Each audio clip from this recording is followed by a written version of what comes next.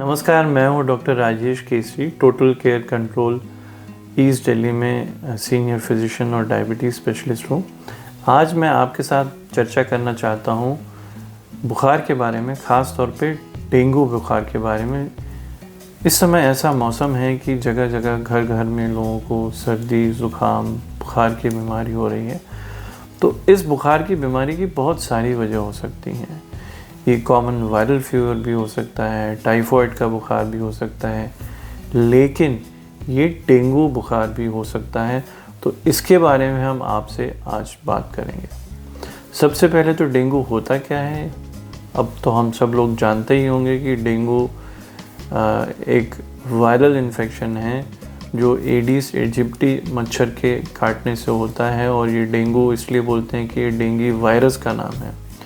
तो ये मच्छर जब काटता है, अगर ये मच्छर खुद इन्फेक्टेड हो, और ये मच्छर उन्हीं लोगों से इन्फेक्ट होता है कि जिनके ब्लड सर्कुलेशन में डेंगू का वायरस है, तो पहले ऐसे व्यक्ति को काटेगा जो डेंगू से इन्फेक्टेड है। फिर ये मच्छर अगर किसी और व्यक्ति को काटता है तो उसको डेंगू का इन्फेक्शन हो जाता है। तो शुरुआत में तो डेंगू के इन्फेक्शन के वही लक्षण होते हैं जो कॉमन वायरल फीवर में होते हैं, जैसे छींक आ सकती है, सर्दी ज़ुकाम भी हो सकता है, बुखार होता है। लेकिन डेंगू में आमतौर पे बुखार तेज़ होता है, 101, 102, 103, कभी कभी उससे भी ज़्यादा बुखार हो जाता है।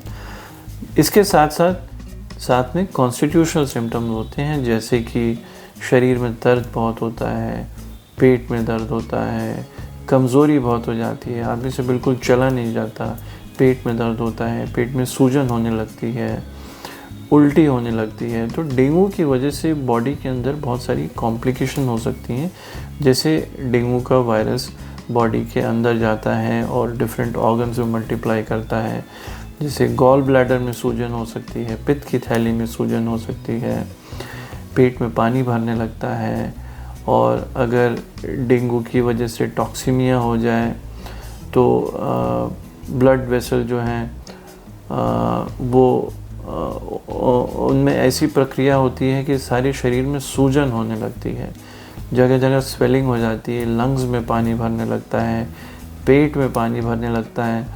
अल्टीमेटली डेंगू की सीरियस कॉम्प्लिकेशन हो जाती हैं कि ब्लड प्रेशर बहुत कम हो जाता है, और ऐसे मरीज़ को आईसीयू तक में भर्ती करना पड़ सकता है।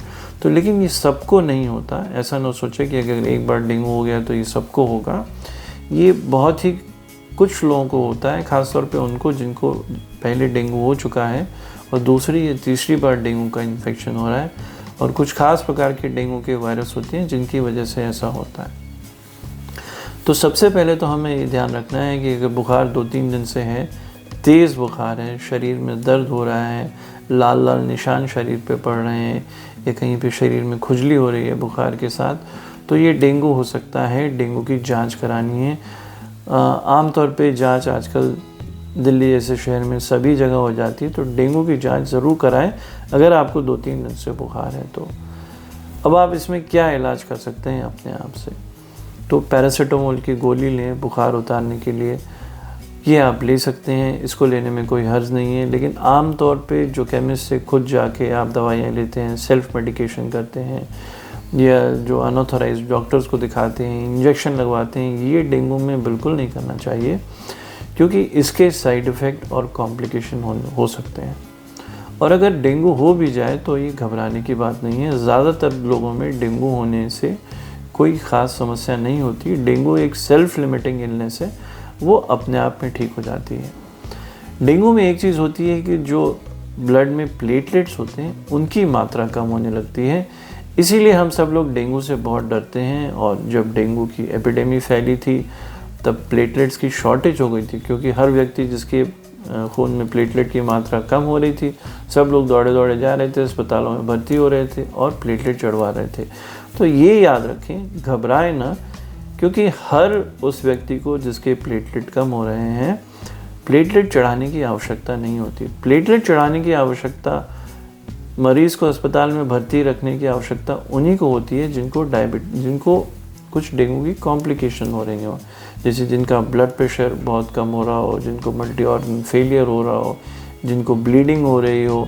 केवल ऐसे लोगों को अस्पताल में भर्ती करने की, प्लेटलेट चढ़ाने की और इलाज करने की आवश्यकता होती है, या जिनको सेकेंडरी इन्फेक्शन हो रहे हों, या जिनको कोई ऐसी बीमारी हो जिसकी वजह से बॉडी के अंदर ब्लीडिंग हो रही हो या होने के चांसेस हो, जिनको अल्सर हो, जिनको पाइल्स हो, या महिलाएं जिनको पीरियड्स हो रहे हों, या जिनके होंठ से या कोई चोट लगी हो वहाँ से ब्लीडिंग हो रही हो। क्योंकि अगर प्लेटलेट कम हो जाते हैं तो ब्लीडिंग रोकना मुश्किल हो जाता है, इसीलिए ऐसे लोगों को प्लेटलेट चढ़ाने पड़ सकते हैं, ये अस्पतालों में भर्ती करना पड़ सकता है। तो सब लोगों को डेंगू होने के बाद अस्पताल में भर्ती करने की आवश्यकता नहीं है, ये बहुत ज़रूरी समझना है। डेंगू सीरियस हो सकता है, इसलिए इसकी जांच करानी है, डॉक्टर को दिखाना है, इलाज कराना है। इसका इलाज बहुत ही साधारण और बहुत ही सरल है।